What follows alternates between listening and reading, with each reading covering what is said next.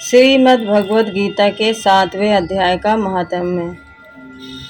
भगवान शिव कहते हैं, पार्वती, अब मैं 7वें अध्याय का महात्म्य बतलाता हूँ, जिसे सुनकर कानों में अमृत राशि भर जाती है। पाटलिपुत्र नामक एक दुर्गम नगर है, जिसका गोपुर द्वार बहुत ही ऊंचा है।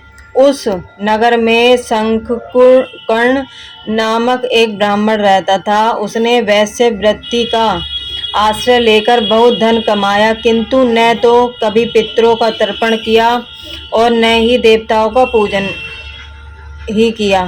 वह धनोपार्जन में तत्पर होकर राजाओं को ही भोज दिया करता था।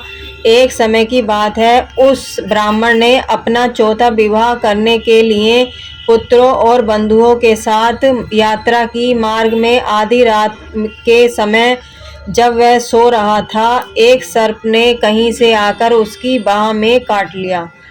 उसके काटते ही ऐसी अवस्था हो गई कि मणि मंत्र और औषधि आदि से भी उसके शरीर की रक्षा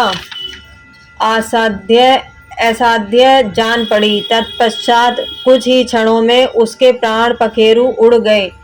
फिर बहुत समय के बाद वह प्रेत सर्प योनि में उत्पन्न हुआ। उसका चित्त धन की वासना में बंधा था।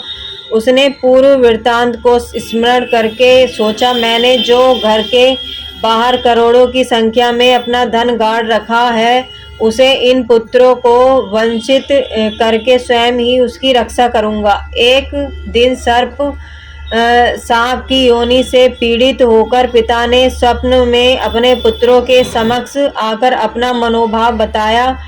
तब उसके निरकुश पुत्रों ने सवेरे उठकर बड़े विस्मय के साथ एक दूसरे से स्वप्न की बातें कहीं। उनमें से मझला पुत्र कुदाल हाथ में लिए घर से निकला और जहां उसके पिता सर्प योनि धारण करके रहते थे, उस स्थान पर गया। यद्यपि उसके धन के स्थान का ठीक पता नहीं था, तो भी उसने चिन्हों से उसका ठीक निश्चय कर लिया और लोभ बुद्धि से वहां पहुंचकर बाबी को खोदना आरंभ किया।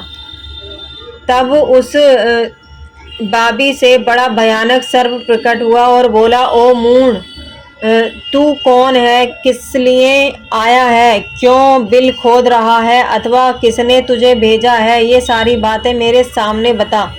पुत्र बोला, मैं आपका पुत्र हूँ, मेरा नाम शिव है। मैं रात्रि में देखे हुए स्वप्न से विस्मित होकर यहाँ का सुवर्ण लेने आया कौतूहल से आया हूँ।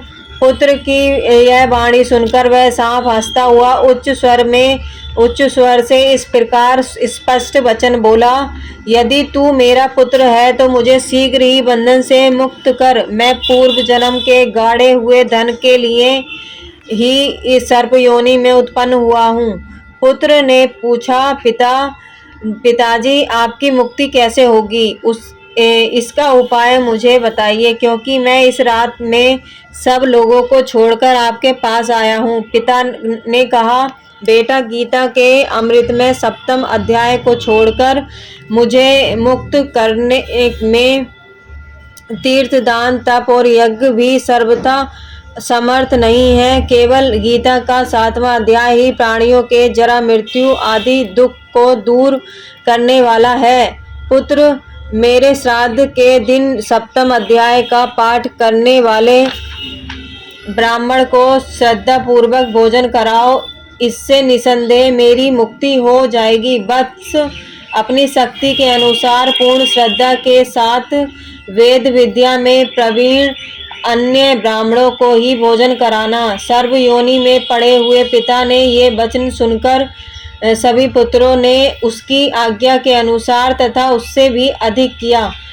तब शंकुकर्ण ने अपने सर्प शरीर को त्याग कर दिव्य देह धारण किया और सारा धन अपने पुत्रों के अधीन कर दिया। पिता ने करोड़ों की संख्या में जो धन बांट कर दिया था, उससे वे सदाचारी पुत्र बहुत प्रसन्न हुए। उनकी बुद्धि धर्म में लगी हुई थी, इसलिए उन्होंने बावली कुआं, पोखरा, यज्ञ तथा देव मंदिर के लिए उस धन का उपयोग किया और अन्नशाला भी बनवाई। तत्पश्चात 7वें अध्याय का जप करते हुए उन्होंने मोक्ष प्राप्त किया। पार्वती, यह तुम्हें 7वें अध्याय का महात्म्य बताया गया है और जिसके श्रवण मात्र से मानव सब पातकों से मुक्त हो जाता है।